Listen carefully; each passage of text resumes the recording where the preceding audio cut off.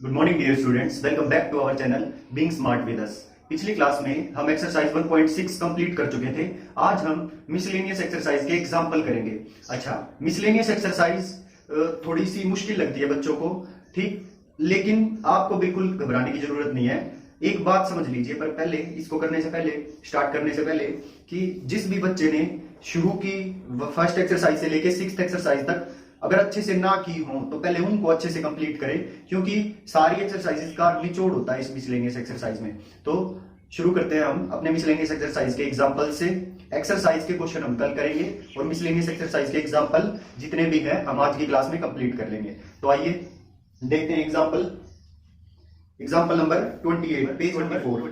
Show that the set of letters needed to spell cataract and the set of letters needed to spell tract are equal.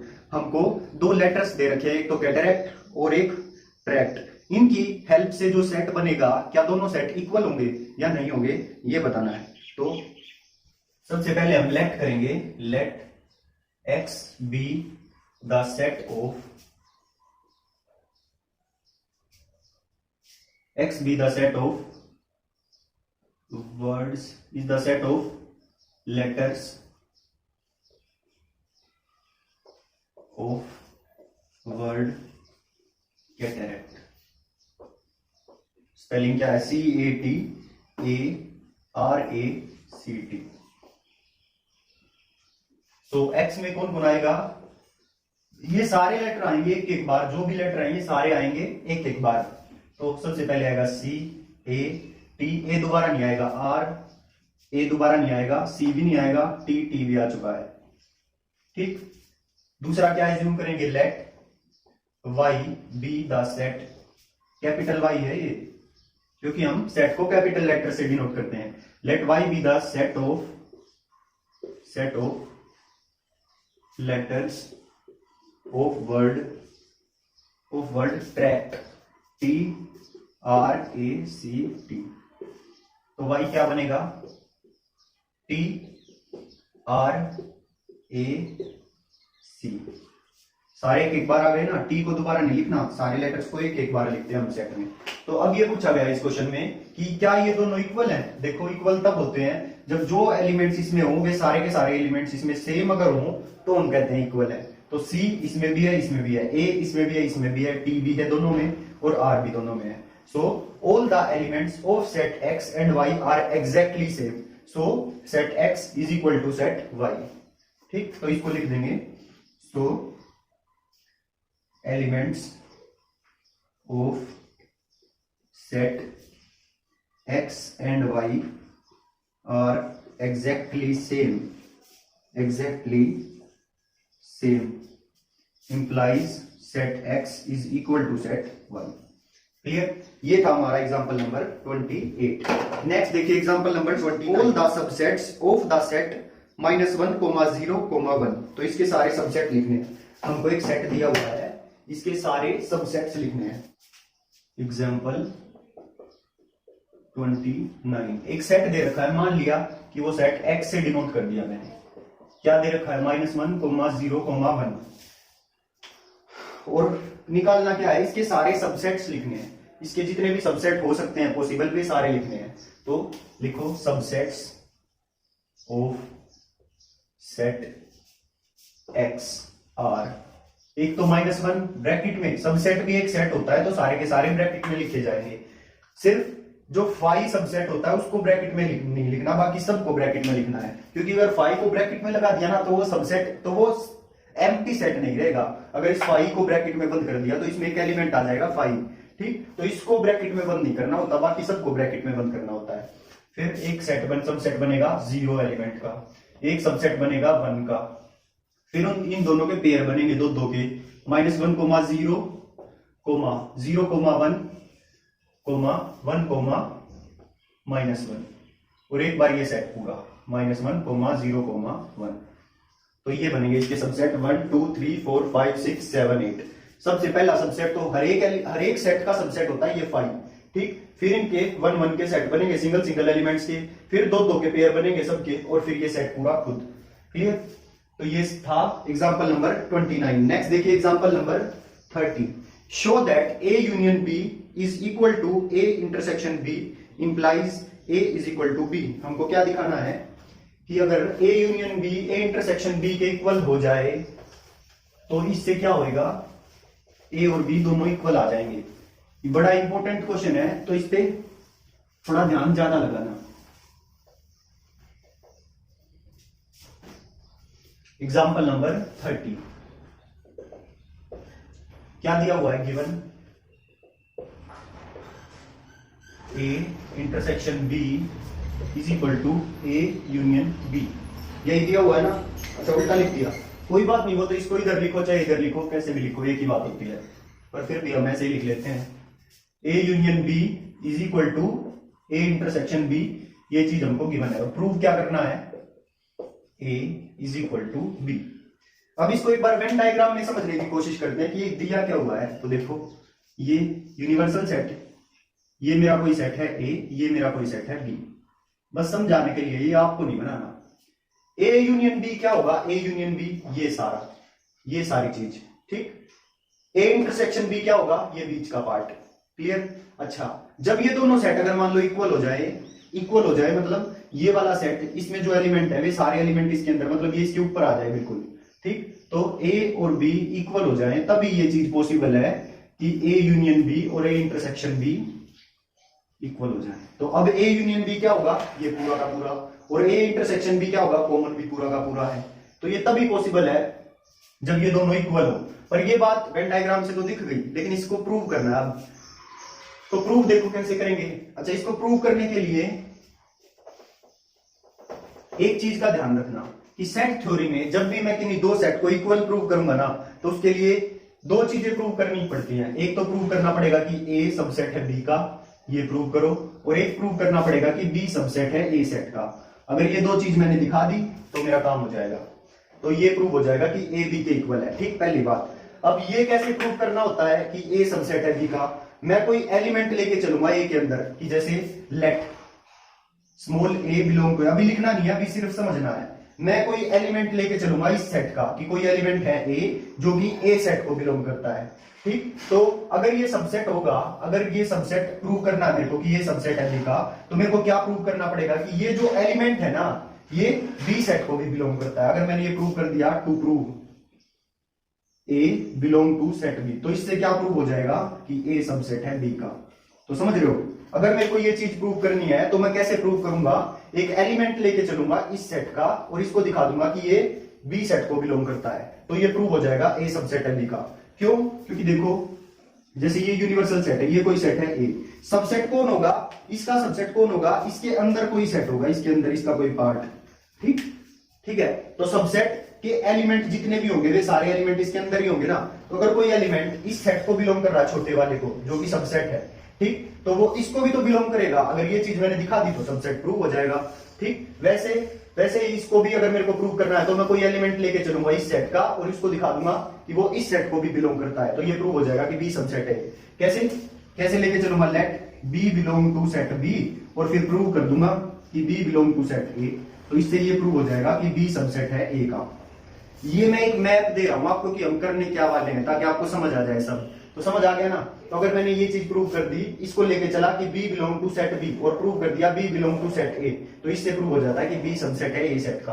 तो इससे ये दोनों prove होते ही हम कह देंगे implies from one and two set A is equal to set B.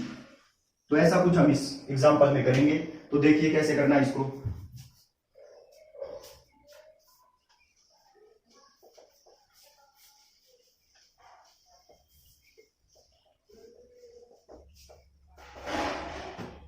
तो इसके लिए हमको क्या प्रूव करना है, to prove first A is subset of B, second B is subset of A, फिर ये प्रूव हो जाएगा। तो ये दो चीज हमको प्रूव करनी है। तो देखो proof, let small a belong to set A. मैंने मान लिया कि एक ए है मेरा, वो सेट ए को बिलोंग करता है, एक ए कोई एलिमेंट है वो सेट ए को बिलोंग करता है, सेट ए के अंदर है। तो अगर ये एलिमेंट सेट ए के अंदर है तो वो ए यूनियन बी के भी अंदर होगा, है ना। देखो ये है ए, ये सेट, ये यूनिवर्सल सेट है, ये सेट है ए, ये सेट है बी, ठीक। मैंने इस ए सेट में से कोई एलिमेंट उठाया, मान लो ये उठाया, तो ये ए एलिमेंट ए यूनियन बी के भी तो अंदर होगा ना, ए यूनियन बी को भी तो बिलोंग करेगा ना, तो वही लिखना implies a belong to A union B. ठीक, अच्छा अब ए यूनियन बी किसके इक्वल है, ए इंटरसेक्शन बी के, सो इसको वन नाम दे दो, equation one. From equation one a belongs to, from equation one a belongs to A union B and A union B is equal to A intersection B implies a belong to A intersection B. इससे क्या आ गया कि ये ए जो element है ना वो ए इंटरसेक्शन बी में है, यहाँ का ही एलिमेंट है ये जो ए एलिमेंट मैंने ए सेट से उठाया था वो इन दोनों के बीच का एलिमेंट है। अच्छा, ये ए अगर ए इंटरसेक्शन बी का एलिमेंट हुआ तो ए इंटरसेक्शन बी का क्या मतलब होता है कि वो एलिमेंट ए और बी दोनों का कॉमन एलिमेंट है। तो इससे क्या निकल के आया कि ए बी सेट का भी एलिमेंट होगा, सो ए बिलोंग टू बी। मैं लेके क्या चला था कि ए सेट ए को बिलोंग करता है और प्रूव क्या कर दिया, A belong to set B. ठीक, तो इससे क्या प्रूव हो गया, A is subset of set B. तो ये आ गई मेरी इक्वेशन 2। समझ गए ना, ऐसे करना मेरे को प्रूव। अब दोबारा अब मैं वो चीज सेकंड पार्ट प्रूव करूंगा, बी सबसेट है ए का, तो उसको मैं कैसे लेके चलूंगा, first second, let small b belong to set B. मेरे को ये प्रूव करना है अब, तो मैं क्या लेके चलूंगा कि b belong to set B और प्रूव कर दूंगा कि b belong to set A है। अच्छा, बी सेट बी के अंदर है, कोई बी पॉइंट है यहां सेट बी के अंदर, ठीक, तो वो सेट ए यूनियन बी के भी अंदर होगा, implies b belong to set A union B. ठीक, ए यूनियन बी किसके इक्वल है, ए इंटरसेक्शन बी के, from equation 1 and this is equal to A intersection B from 1, from equation 1। ठीक, तो इससे क्या आ गया, b belong to A intersection B. इससे आ गया कि बी यहां नहीं है, इसके बीच में है कहीं, यहां पे है, इंटरसेक्शन में है। तो अच्छा, इंटरसेक्शन में कौन होता है, जो दोनों में कॉमन एलिमेंट हो, मतलब ये बी ए का भी एलिमेंट है और बी में भी है, कॉमन एलिमेंट होते हैं ना इंटरसेक्शन में, तो इसलिए B belongs to, implies B belongs to set A. लेके क्या चला था, B belong to set B लेके चला था और प्रूव क्या कर दिया, B belong to set A. इससे आ गया implies B is subset of A. इसको मान लेते हैं equation number 3rd। So from second and third A is subset of B and B is subset of A। यहां पे लिख देता हूं, implies set A is equal to set B, hence proved, hence proved। बस ये इतनी सी बात थी, बस ये चीज पता होनी चाहिए कि दो सेट इक्वल दिखाने के लिए मेरे को क्या दिखाना पड़ता है कि A सबसेट है B का और B सबसेट है A का। क्लियर, मतलब सोच के देखो क्यों किया ऐसा, क्यों दिखाया मैंने कि ए सबसेट है बी का, बी सबसेट है ए का, कि ए तो बी के ए के अंदर बी है तो बी सबसेट हुआ ए का, और बी के अंदर ए है, तो इसका मतलब कि दोनों एक ही सेट है, क्योंकि वो उसका सबसेट वो उसका सबसेट। तो इसका मतलब क्या हुआ कि ऐसा तभी पॉसिबल है जब दोनों इक्वल हो गए। ठीक, तो इक्वल दिखाने के लिए मेरे को ये चीज प्रूव करनी है। तो ये चीज प्रूव करने के लिए मैं कैसे प्रूव करता हूं कि कोई एलिमेंट लेके चलता हूं इस सेट का, कि let this element belong to this set, और इसको प्रूव कर देता हूं कि this element belongs to set B also. अगर ऐसा मैंने प्रूव कर दिया तो फिर आ जाता है कि this is subset of this set. Similarly इसको प्रूव करने के लिए मैं एक एलिमेंट लेके चलूंगा इस सेट का और इसको दिखा दूंगा कि वो एलिमेंट इसको भी बिलोंग करता है। अगर ऐसा दिखा दिया तो ये सबसेट हो जाएगा, और ये दोनों चीज प्रूव करते ही मेरे दोनों सेट इक्वल आ जाएंगे। So this is our example number 30। Next देखिए example number 31। For any set A and B show that power set of A intersection B is equal to power set of A intersection power set of B। Power set क्या बताया गया था कि power set क्या होता है, power set होता है सारे सबसेट्स का सेट। जितने भी सबसेट होंगे किसी सेट के उनको एक सेट बना के लिख दो, वो होता है पावर सेट उस सेट का। Example number 31। For any set A and B, क्या है example 31, for any set A and B power set of A union B, यही है ना, power set of A intersection B, power set of A intersection B is equal to power set of A intersection power set of B। ये prove करना है, to prove. ठीक, power set of A intersection power set of B। अच्छा, ये दो चीज, दो set है ना, पावर सेट भी तो एक सेट ही होता है, तो इन दोनों को इक्वल प्रूव करने के लिए मेरे को दो चीजें दिखानी पड़ेगी। क्या क्या? पहली चीज दिखानी पड़ेगी to prove first part, power set of A intersection B is subset of power set of A intersection power set of B. और दूसरी क्या चीज दिखानी पड़ेगी कि power set of A intersection power set of B is subset of power set of A intersection B. ये दो चीज अगर मैं दिखा देता हूं तो मेरा ये इक्वल प्रूव हो जाएगा। ठीक है, तो मैं क्या करूंगा, अपना कोई एलिमेंट, अच्छा पावर सेट में होते हैं सारे सेट, तो इसको कोई कैपिटल लेटर इसका एलिमेंट होगा, स्मॉल लेटर निगलेक्ट करना इसका, क्योंकि पावर सेट में कैसे होते हैं, सारे सेट्स होते हैं, सारे सेट्स सारे सबसेट्स का ही तो सेट होता है वो, और सबसेट भी एक सेट होता है। तो इसलिए जब हम एक लेटर एज्यूम करेंगे कि let this belongs to this set, तो वो कैपिटल लेटर एज्यूम करना है, फिर उसको दिखा देंगे कि वो लेटर इस सेट को भी बिलोंग करता है, तो इससे ये प्रूव हो जाएगा कि ये सबसेट है इसका। फिर हम लेट करेंगे कोई लेटर कि वो लेटर इस सेट को बिलोंग करता है, और उसको दिखा देंगे कि वो लेटर इस सेट को भी बिलोंग करता है, तो फिर ये कंटेनमेंट आ जाएगी। क्लियर? तो फर्स्ट चीज हम प्रूव करते हैं, देखिए प्रूफ, फर्स्ट पार्ट का प्रूफ है ये, लेट एक्स, कोई सेट एक्स है, बिलोंग टू, अब देखो मैंने ये कैपिटल लेटर लिया क्योंकि इसके पावर सेट के अंदर जितने भी एलिमेंट होते हैं वे सारे सेट होते हैं, और सेट को हम कैपिटल लेटर से दिखाते हैं। ये कोई सेट है जो कि ए इंटरसेक्शन बी के पावर सेट को बिलोंग करता है, एक्स कोई सेट है जो कि ए इंटरसेक्शन बी के पावर सेट से बिलोंग करता है। अच्छा, तो इससे क्या समझ आया मुझे कि ये सेट है जो कि इसके पावर सेट से इसके पावर सेट को बिलोंग करता है, और पावर सेट में कौन होते हैं, सारे सबसेट। तो इसका मतलब ये जो सेट है जो कि इसके पावर सेट में है, ये सेट इस सेट का सबसेट होगा, क्योंकि पावर सेट किसका सेट होता है, सारे सबसेट्स का सेट होता है, और ये एलिमेंट मैंने इस सेट का उठाया है। ठीक, तो ये क्या होगा, सबसेट होगा इस सेट का, तो लिखा मैंने so X is subset of set A intersection B. अच्छा, वेन डायग्राम पे आ जाओ दोबारा से, ये वेन डायग्राम में ये कोई सेट है ए, ये कोई सेट है बी। ठीक, अच्छा ये ए इंटरसेक्शन बी है, ये सेट कौन है, ए इंटरसेक्शन बी। अब मेरा जो सेट है वो इस ए इंटरसेक्शन बी के अंदर कहीं है, यहां कहीं है, इसके बीच में है कहीं, यहां पे कहीं है मेरा सेट ए इंटरसेक्शन बी के अंदर।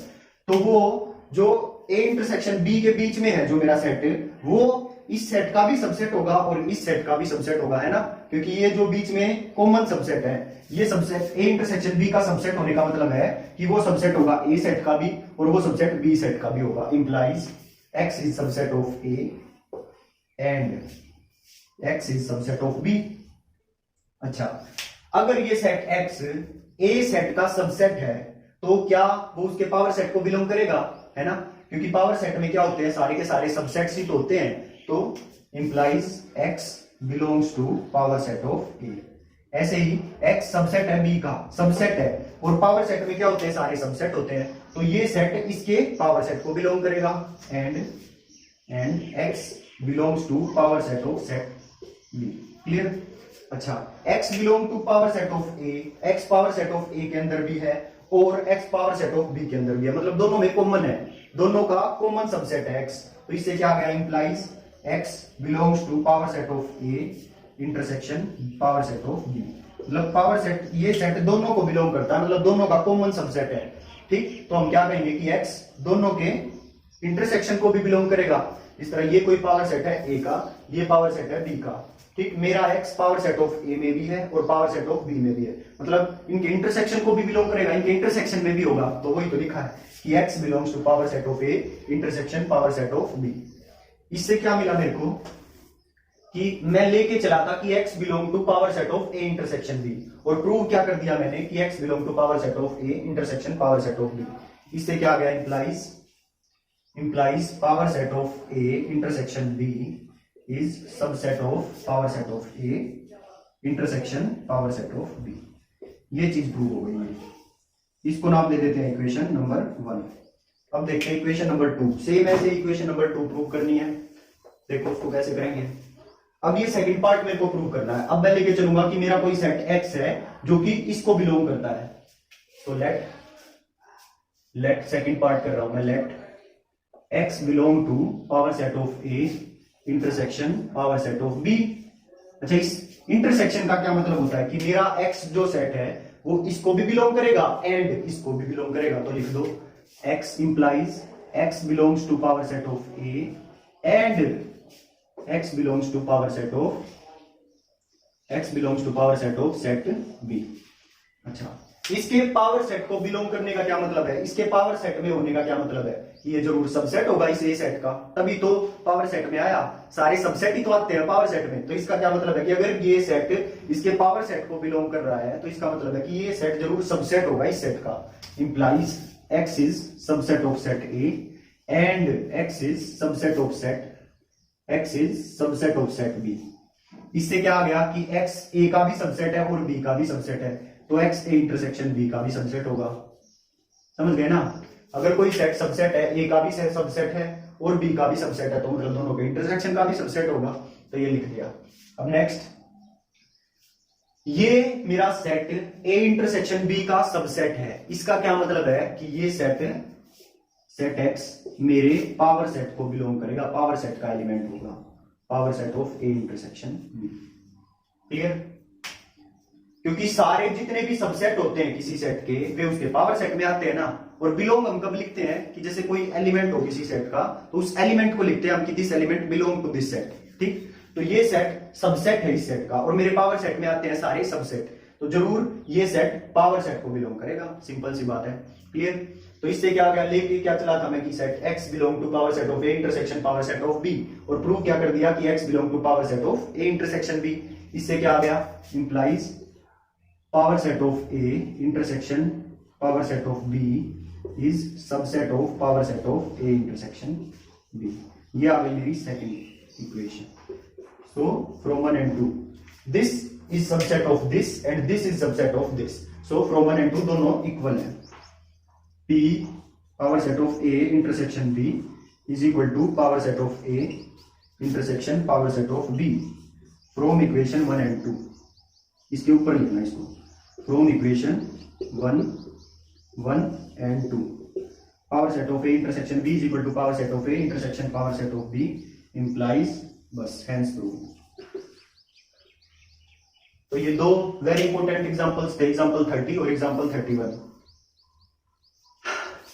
जिस भी बच्चे को एक बार में ना समझ में आया हो वो प्लीज इसको दोबारा से देख सकते हो, क्योंकि होता है कई बार नहीं समझ में आता है एक बार में, तो आप इसको दोबारा से देख सकते हो, इस वीडियो को दोबारा बैक करके। क्लियर? आ जाएगा समझ में, चिंता करने की कोई बात नहीं है। अब देखो next example.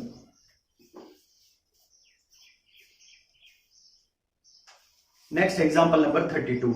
A market research group conducted a survey of 1000 consumers and reported that 720 consumers like product A। एक सर्वे कंडक्ट किया एक मार्केट रिसर्च ग्रुप में 1000 कंज्यूमर्स का, जिसमें 720 कंज्यूमर्स तो प्रोडक्ट ए को लाइक करते थे and 450 consumers like product B, और 450 कंज्यूमर्स प्रोडक्ट बी को लाइक करते थे। What is the least number that must have liked both the products. तो वो बताओ कि कम से कम कितने आदमी थे जो दोनों प्रोडक्ट्स को पसंद करते थे।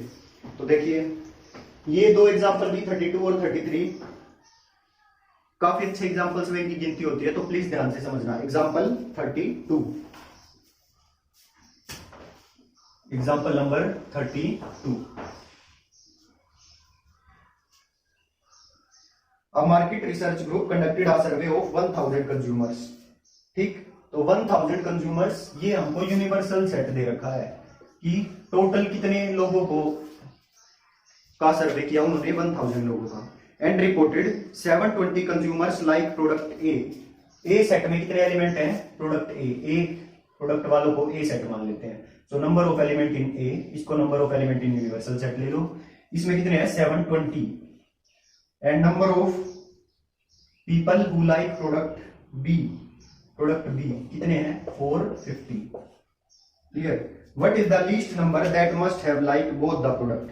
तो वो कम से कम नंबर बताना है कि जो दोनों प्रोडक्ट पसंद करते हो। तो मेरे को पता है मेरा क्या फॉर्मूला है, n A union B is equal to n A plus number of elements in B minus n A intersection B. तो अब देखो मेरे को क्या निकालना है कि जो दोनों प्रोडक्ट्स लाइक करते हैं, कम से कम आदमी कितने हो सकते हैं कि जो दोनों प्रोडक्ट लाइक करते हैं। दोनों प्रोडक्ट लाइक करने वाले मतलब कॉमन पीपल जो ए को भी लाइक करते हैं बी को भी लाइक करते हैं, तो उनके लिए मेरे को इंटरसेक्शन निकालना पड़ेगा, और लीस्ट बोल रखा है कम से कम, तो इसको मैं इधर ले आऊं और इसको उधर ले जाता हूं और इनकी वैल्यू पुट कर देता हूं। तो एन, इसको इधर लाऊंगा तो पॉजिटिव हो जाएगा ना, A intersection B is equal to n A कितना है 720 प्लस एन बी कितना है 450 और minus n A intersection B. तो देखो ये जोड़ने के बाद कितना हो गया, A intersection B is equal to 720 plus में 450 0 7 11। ठीक, तो ये हो गया 1170 minus n A union B था, ए यूनियन बी। तो ध्यान से देखना, इसकी कम से कम वैल्यू चाहिए मेरे को, इसकी कम से कम वैल्यू। तो ये जितना ज्यादा होगा, जितना ज्यादा घटेगा इसमें से उतना ये कम वैल्यू आएगी इसकी। मतलब ये 1170 में से ये जितना ज्यादा से ज्यादा घटेगा उतना ही कम वैल्यू आएगी ना, और मेरे को भी कम से कम वैल्यू चाहिए। तो देखो ये कितना हो सकता है, ये मैक्सिमम कितना हो सकता है, तो देखो कितना हो सकता है ये कोई यूनिवर्सल सेट होता है। ठीक, और मेरे यूनिवर्सल सेट में कितने एलिमेंट है 1000 एलिमेंट, और मेरा जो सेट होता है ए यूनियन बी का वो मैक्सिमम यूनिवर्सल सेट के इक्वल हो सकता है, यूनिवर्स से बड़ा नहीं हो सकता है यूनियन बी। तो ये कितना हो सकता है मैक्सिमम 1000 हो सकता है इसके अंदर एलिमेंट, 1000 से ज्यादा एलिमेंट्स इसके अंदर नहीं हो सकते, समझ गए ना, क्योंकि यूनिवर्स से ज्यादा एलिमेंट थोड़ी हो जाएंगे यूनियन बी में। तो इसके अंदर मैक्सिमम कितने एलिमेंट्स हो सकते हैं 1000। तो यहां पे लिखना पड़ेगा कि number of elements in A union B is always less than equal to 1000। 1000 के इक्वल भी हो सकते हैं या फिर 1000 से कम एलिमेंट होंगे इसमें। ठीक, या फिर इस तरह से लिखो is less than number of elements in universal set n U, और वे कितने हैं 1000। तो इससे क्या आ गया, implies number of elements in A union B is less than equal to 1000। So n A union B, n A intersection B, n A intersection B is equal to 1170 minus 1000। तो ये मैक्सिमम 1000 घट सकता है, तो कितना बचेगा 170। ठीक, इससे कम वैल्यू हुई ना, 1000 से कम वैल्यू हुई तो ज्यादा वैल्यू आएगी, लेकिन मेरे को चाहिए ये कम से कम कितना हो सकता है, तो कम से कम जब होगा जब ये ए यूनियन बी पूरे यूनिवर्स के इक्वल होगा। तो तब कितने एलिमेंट हो सकते हैं इसमें 1000 एलिमेंट हो सकते हैं। तो 1000 गया तो कितना आया 170। So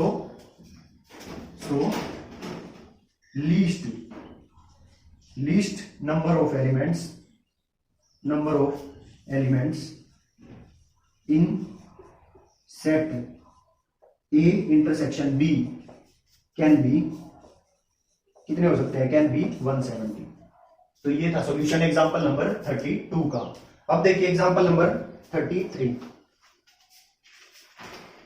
example number 33, out of 500 car owners investigated, मतलब 500 कार ओनर्स को इन्वेस्टिगेट किया गया, 400 ओन्ड कार ए, 400 के पास तो ए वाली गाड़ी थी, 200 के पास कार बी थी, and 50 owned both car A and B, मतलब 50 के पास ए भी थी और 2 बी भी थी, दोनों गाड़ी थी।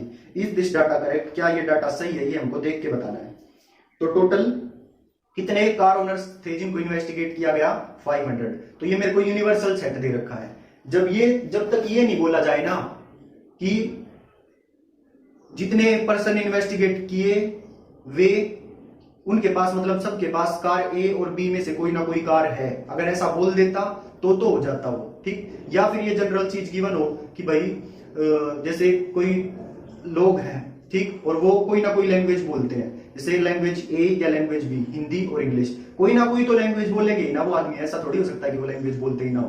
तो इसलिए हमने उनको जो पिछले एक्सरसाइज में थे उनको ए यूनियन बी मान लिया था, यूनिवर्स ना मान के, लेकिन इसमें ऐसा कुछ नहीं दिया हुआ, तो इसलिए हमको ये यूनिवर्सल सेट मानना पड़ेगा जितने लोगों को इन्वेस्टिगेट किया गया। समझ रहे हो ना बात को। तो देखिए कैसे होगा example, example number 33, example number 33, example number 33, number of elements in universal set कितने हो गए 500। कार ए जिनके पास है वे कितने हैं 400, और कार बी जितने लोगों के पास है वो कितने हैं 200, और क्या दिया हुआ है 50 on both. So number of A intersection B में कितने हैं 50।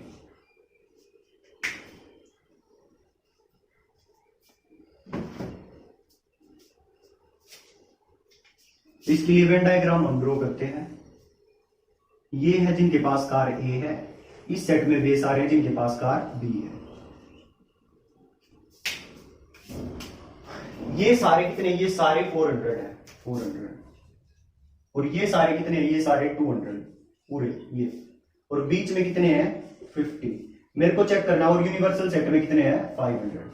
मेरे को चेक करना है कि क्या ये डाटा सही है या गलत है। तो देखो यूनिवर्सल सेट में जितने एलिमेंट होंगे वो ए यूनियन बी से ज्यादा होंगे या ए यूनियन बी के इक्वल भी हो सकते हैं। तो हम ए यूनियन बी निकालने की कोशिश करेंगे। तो देखो ए यूनियन बी कैसे आएगा, अगर मैं ये 400 के 400 जोड़ दूं और ये बाहर का हिस्सा जोड़ दूं तो आ जाएगा ना। मतलब ए यूनियन बी क्या होगा, पूरा का पूरा ए सेट वाले एलिमेंट और साथ में ये वाले एलिमेंट, यही होगा ना ए यूनियन बी। तो लिखो ए यूनियन बी क्या होगा, A union B number of elements in A union B is equal to number of elements in A plus number of elements in A minus B, B minus A, है ना। वो क्या होता है, वो shaded region B minus A की तो equal होता है। और number of elements in B minus A मेरे को निकालने आते हैं, कैसे निकलेंगे, number of elements in B minus A, number of elements in set B minus number of elements in set B intersection A. मतलब पूरे में से ये इंटरसेक्शन घटा दूं तो ये वाला हिस्सा आ जाएगा। तो ये कितना है, number of elements in set B 200 minus B intersection A में कितने हैं 50, तो ये कितना आ गया 150। अब देखो number of elements in set A union B is equal to number of elements in set A plus number of element in set B minus A. और ए में कितने हैं, ए में मेरे पास है 400 और बी माइनस ए में कितने हैं 150, तो ये कितने आ गए 550।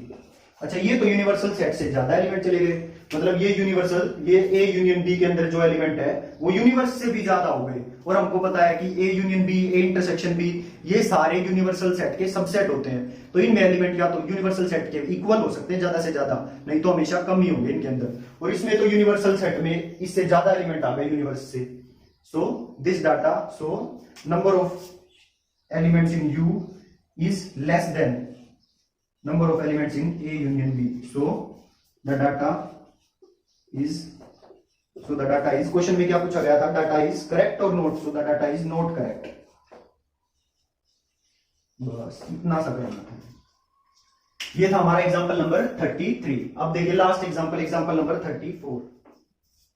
एग्जांपल नंबर 34 है, a college awarded 38 medals in football. 38 medals दिए गए फुटबॉल में, 15 in basketball and 20 in cricket. 20 cricket वालों को दिए गए। If these medals went to a total of 58 man and only 3 man got medals in all the sport. अगर ये medal 58 लोगों के, 58 आदमियों के पास गए and 3 man got medal in all the 3 sport, और 3 लोगों को तीनों स्पोर्ट्स में मेडल मिले थे। How many received medals in exactly 2? तो एग्जैक्टली 2 मेडल्स कितने लोगों को मिले थे, एग्जैक्टली 2 मेडल्स, ये हमको निकालना है। तो मेरे ख्याल से क्वेश्चन समझ में आ गया होगा। इसको वेन डायग्राम से भी समझेंगे और वैसे भी सोल्व करेंगे। सो देखिए एक बार मैं डाल लेता हूं। तो इसका पहले वेन डायग्राम बना लेते हैं। ये इसका वेन डायग्राम, 3 सेट दिए हुए हैं। तो ये है सेट 1, ये दूसरा और ये तीसरा। किस किस के ये सेट, पहला तो है फुटबॉल में जो मेडल भी दिए गए, दूसरा बास्केटबॉल में जो दिए गए इसको बी से डिनोट कर लेते हैं, और तीसरा क्रिकेट के जो मेडल दिए गए, और यूनिवर्सल सेट को डिनोट करते हैं हम यू से। क्लियर। फुटबॉल वालों को कितने मेडल दिए गए 38, मतलब ये पूरा पूरा जो ये सर्कल है इसमें 38 एलिमेंट्स हैं। फिर 15 दिए गए बास्केटबॉल वालों को, 15, ये बास्केटबॉल में 15 है, और 20 दिए गए क्रिकेट वालों को। If these medal went to a total of 58 man, 58 लोगों को मेडल दिए गए, मतलब इन तीनों का यूनियन। अच्छा इन 15 को कोई ना कोई मेडल मिला है इन तीनों में से, तो ये यूनियन होगा। तो number of elements in F union B union C कितना है 15, कितना है 58, 58। Clear. And only 3 man got तीनों मेडल, 3 लोगों को तीनों मेडल मिले थे। तो तीनों का इंटरसेक्शन क्या है, ये बीच वाला हिस्सा, तो ये 3 है। क्लियर। मेरे को निकालना है कि एग्जैक्टली 2 मेडल्स कितनों को मिले थे। तो देखो एग्जैक्टली 2 वाला पार्ट एक तो ये है, ये वाला पार्ट, और एक ये वाला पार्ट है, और एक ये वाला पार्ट है। तो ये तीनों पार्ट निकालने और ये तीनों को जोड़ के आंसर आएगा। क्लियर। इसको मान लेता हूं मैं ए, इसको मान लेता हूं बी, और इसको सी। ठीक। तो अब देखो मेरे पास फॉर्मूला क्या होता है, इन तीनों का इंटरसेक्शन क्या दिया हुआ है, number of elements in F intersection B intersection C is equal to 3। अच्छा number of elements in set F 38, number of elements in set B is equal to 15, and number of element in set C is equal to 20। और मेरा formula क्या होता है आपको पता है, number of elements in set F union B union C is equal to number of element in set F plus number of element in set B plus number of element in set C minus number of element in set F intersection B minus फिर ये दोनों number of element in set B intersection C फिर ये दोनों C और F minus number of element in set C intersection F और फिर last में हम ये जोड़ देते हैं तीनों का intersection number of element in set F intersection B intersection C. तो ये कितना है मेरे पास 58 इज इक्वल टू एफ में कितने हैं 38, बी में कितने हैं मेरे पास 15 तो 15 जोड़ दो, सी में कितने हैं 20 जोड़ दो माइनस इनके इंटरसेक्शन में कितने हैं हमें नहीं पता ना एफ और बी के इंटरसेक्शन में कितने हैं, तो इसको ऐसे का ऐसे रहने दो F intersection B minus number of element in B intersection C minus number of element in C intersection F. Clear. और फिर लास्ट में जोड़ना कितना है मेरे को 3 क्योंकि तीनों का इंटरसेक्शन क्या है 3। तो इन तीनों चीजों को, ये सारी तीनों नेगेटिव में है ना, इसको इस तरफ लेके आऊंगा तो तीनों पॉजिटिव में हो जाएंगे। तो number of element in F intersection B plus number of elements in B intersection C plus number of elements in C intersection F is equal to 38। इनको जोड़ देते हैं एक बार 38 को 38 ही रखो 38। अच्छा 20 प्लस 15 35 में 3 जोड़ो 35 और इसमें जोड़ देते हैं 3, इसमें 3 जोड़े तो कितने आए 41 प्लस 35 ये कितना हो गया 5 और 1 6 4 और 3 7 76। क्लियर। ये 76 आया, इस 76 में से ये 58 और माइनस करना है क्योंकि 58 उधर प्लस का था, इधर आके माइनस का हो जाएगा है ना, इधर माइनस 58 भी था। तो ये कितना आ गया 76 में से 58 घटाओ तो 76 में से 58 घटाए तो 8, 6 में से 5 गया तो 18 आंसर आया। मतलब number of elements in F intersection B ये सारा plus number of elements in this ये सारा plus number of elements in this ये सारा, तो ये तीनों का जोड़ आ गया मेरे पास कितना 18। तो यहाँ पे मेरे पास number of element in set F intersection B plus number of element in set B intersection C plus number of element in set C intersection F, इसका प्लस इसका जोड़ कितना है मेरे पास 18। समझ आ गया इतना। अब देखो मेरे को निकालना था सिर्फ a प्लस बी प्लस सी, ये बीच वाला हिस्सा मेरे को चाहिए ही नहीं क्योंकि इनको तो 3 मेटल मिले हैं ना जो बीच में तीनों में कॉमन है, और मेरे को चाहिए सिर्फ 2 वाले। तो ये हिस्सा वैसे तो ये बीच वाला पार्ट आ गया 3 बार और मेरे को चाहिए 1 बार भी नहीं, तो इसको 3 बार घटाना पड़ेगा इस वाले पार्ट को, तो मतलब 3 प्लस 3 प्लस 3 9 घटाना पड़ेगा। So number of a plus B plus C is equal to a plus B plus C is equal to ये तीनों का जोड़ और माइनस में 9। समझ गए ना 3 बार क्यों घटाया, क्योंकि मेरे को ये 1 बार भी नहीं लेना। So n f intersection b plus n b intersection c plus n c intersection f minus में 9 इज इक्वल टू 18 माइनस में 9 is equal to 9। So a plus b plus c is equal to 9। Clear. तो ये 9 मेरा answer है। तो फिर last में statement लिख देनी। आपने क्या पूछा, क्या गया था हमसे कि the number of people who got medals in exactly 2 of the 3 sports are 9। Clear. Last में ये स्टेटमेंट लिख देना। तो इसी के साथ हमारी मिसलेनियस के एग्जांपल खत्म होते हैं। कल हम करेंगे अपनी एक्सरसाइज, मिसलेनियस एक्सरसाइज 16 क्वेश्चन इसमें हो सकता है ये 2 पार्ट में हो एक्सरसाइज खत्म। तो प्लीज इन एग्जांपल्स को ढंग से करना और जितने क्वेश्चन आपसे हो जाते हैं मिसलेनियस के ये सारे एक बार ट्राई करके देखो, फिर कल जो डाउट आएगा वो कल वाली क्लास में सब सोल्व हो जाएगा। सो इसी के साथ क्लास को यहीं खत्म करते हैं। So thank you.